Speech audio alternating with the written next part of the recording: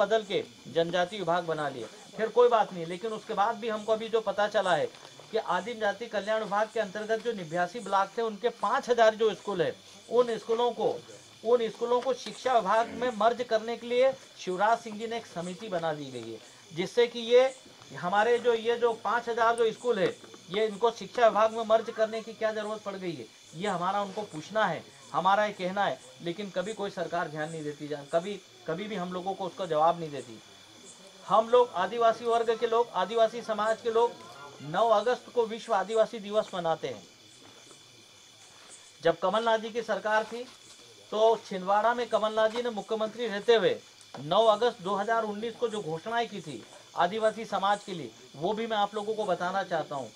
लेकिन शिवराज सिंह जी ने हमको इस बार विश्व आदिवासी दिवस मनाने की हमको अनुमति नहीं दी। और जहां कहीं अगर हमारे कार्यकर्ताओं ने, हमारे समाज ने कार्यक्रम आयोजन कर लिए तो उनके खिलाफ FIR हुई है, उनके ऊपर कई जगह लाठीचार्ज किया है और अनुमति नहीं दी है। जबकि अपनी कांग्रेस की सरकार, आप लोगों की सरकार थी और उसके मुखिया कमलनाथ जी थे। जो आप लोगों को जो चुनाव में जो बोला गया था उन वादों के ऊपर और उन आप लोगों की समस्याओं पर कलावती जी ने जो काम करना शुरू किया है, मैं समझता हूं कि वो बहुत तारीफ़ काबिल था। मैं आदरणीय नाथ साहब की सरकार में गृह मंत्री था और गृह मंत्री रहते हुए चाहे मेरे विभाग के जो काम हो, मेरे पास करीब 5 विभाग थे, पांचों विभाग के काम मुझसे जो कराकर जो ले जाती थी वो मुझे मालूम है। इसके अलावा भी मुख्यमंत्री जी के साथ में जो बैठकें होती थी, मीटिंगें होती थी, अन्य विभागों के भी जो मंत्री है उनसे काम की उनमें ज़बरदस्त एक ललक और एक तड़प थी। चाहे आपके ट्रांसफार्मर लगाने की बात हो, बिजली से संबंधित खंभे या तार। जोबट विधानसभा के उपचुनाव में पूर्व गृह मंत्री और कांग्रेस के वरिष्ठ नेता बाला बच्चन साहब पूरे इलाके की खाक छान रहे हैं। इस समय हमने उनको बड़झर के पास एक गांव में उनको देखा है। सर, इस गांव में आप चौपाल ले रहे थे, क्या रिस्पांस मिल रहा है जब आप लोगों से संवाद करते हैं? देखिए, गांव का नाम है पाड़ा की सेमल और ये जोबट विधानसभा के भावरा ब्लॉक का गांव है और एकदम इंटीरियर का गांव है, एकदम रिमोट एरिया का गांव है।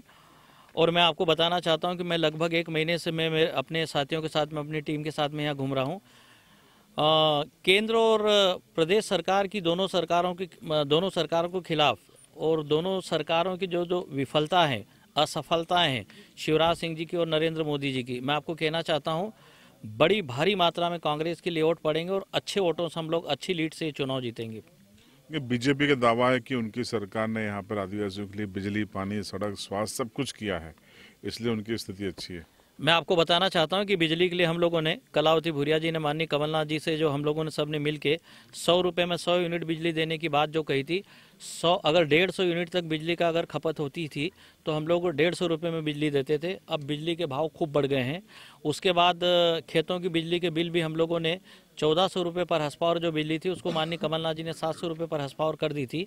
और काफ़ी हमने घर और खेत दोनों की बिजली के बिलों के रूप में काफ़ी राहत हमने मध्य प्रदेश की जनता को जो दी है। और इस चुनाव में ये अप्रिशिएट कर रही है जनता कि अब बिजली के बिल खूब बढ़ गए हैं।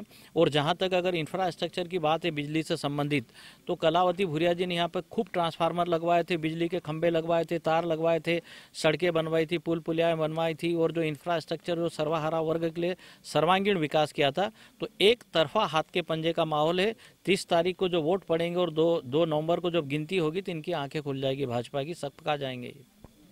तो बाला बच्चन साहब को आपने सुना, उनका दावा है कि एक बड़ी जीत की ओर कांग्रेस बढ़ रही है और 2 तारीख को जब परिणाम आएंगे, ईवीएम के नतीजे बाहर आएंगे, तब सब कुछ साफ हो जाएगा। इस इंटरव्यू पे आपकी क्या राय है, कमेंट बॉक्स में जरूर बताएं।